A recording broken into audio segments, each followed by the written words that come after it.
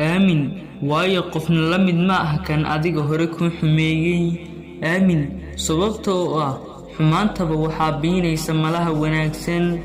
aamin sababtoo ah kan mar adiga hore ku xumeeyay waxaa macquul ah in ay duruuftu ku qasbaysay aamin sababtoo ah bini aadamka oo dhami wuu khaldamaa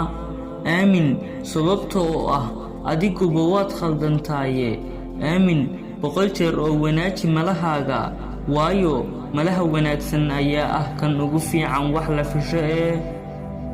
aamin hana u maleegin dhagarkan ku xumeeyay ee ku dhaaf sidii uu ku xumeeyay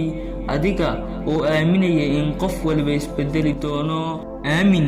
waayo waxa ay noloshu macaan tahay marka aad qof waliba aaminayso sidii in uu yahay kan ugu fiican oo aadna ula talinayso sidii walaalka oo kale والسلام عليكم ورحمة الله وبركاته.